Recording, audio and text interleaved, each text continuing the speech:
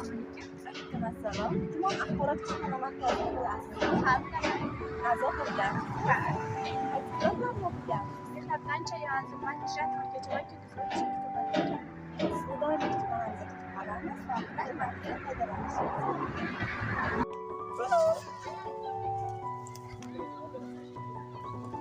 Assalomu alaykum.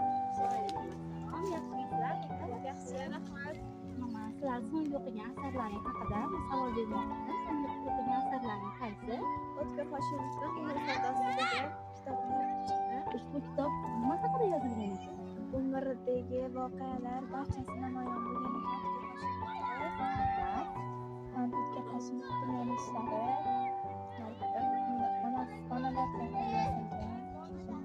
Rahmat, juda chiroyli asarlar o'qigan ekansizlar. Biz axborot kutubxona markazimizda bundan ham qiziq adabiyotlar bor. Sizlarni borib o'qishlarini tavsiya etaman. rahmat.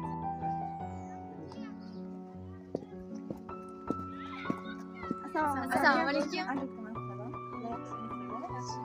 Sizlarga savolim bor. Buyuk adabiyot namoyandalaridan kimlarni bilasiz? O'tkir Hoshimov, G'afur G'ulom, Abdulla Qahhor, Foydabek, Chorig'ulla. Ushbu adabiyot namoyandalarining barcha kitoblari bizning tuman axborot kutubxona markazimizda mavjud. Sizlarni borib bu kitoblarni o'qib chiqishlaringni tavsiya qilaman.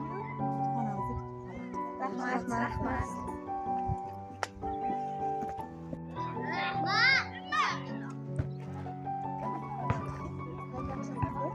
Bir savolim bor edi.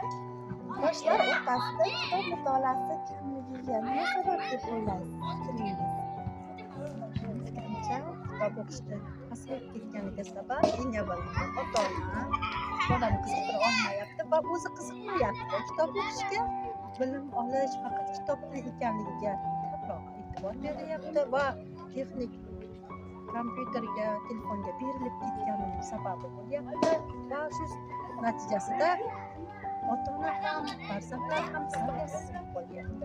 Bilim pasib qolyapti, lekin kitobda bor bo'lsa telefonda emas, To'g'ri aytasiz. Fikringizga isbot qo'shilaman. Haqiqatda uyda kitob ushlasangiz, farzandimiz oldimizga kelib kitob o'qiyapti.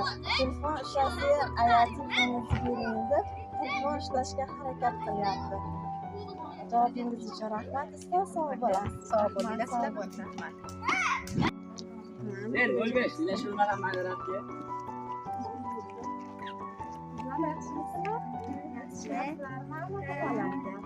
Sizlarga bir savolim bor. Qodirjon Shermatovning "Buvamning oshqozondagi mamlakat" kitobi bor. Ushbu kitobni o'qib chiqqanmizmi? Yo'q. Bu bo'yicha bizda videorolik tayyorlangan kitobi kutubxona blogimizda bor.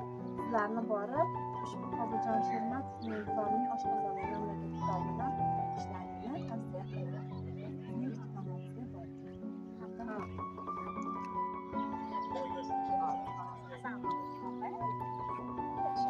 Sizga bitta savolim bor edi.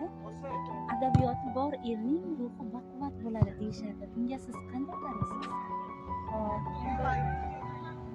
Ko'p o'qigan ko'p biladi deyishadi. Ko'p o'qigan bolalar elni boshqaradi, mustaqil o'zini fikriga ega bo'ladi.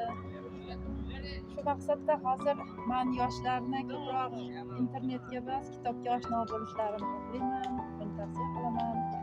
Chunki ko'p o'qiganda baribir o'zini mustaqil fikri bo'ladi-da. Internetda oshno bo'lganlar kimnidir fikri bilan band bo'lib qoladi, o'sha yo'nalishga tushishga harakat qiladi, lekin unga doimiy hamroh bo'la olmaydi. Rahmat fikringiz uchun. Biz barcha nimalarni, tanish bilishlaringizni, barchalarni o'zingizni ham Farg'ona tumani axborot kutubxonasida kutib qolamiz. Sizga juda ko'p adabiyotlarimiz bor, o'qishlarini tavsiya qilamiz. Rahmat. Rahmat. Boramiz.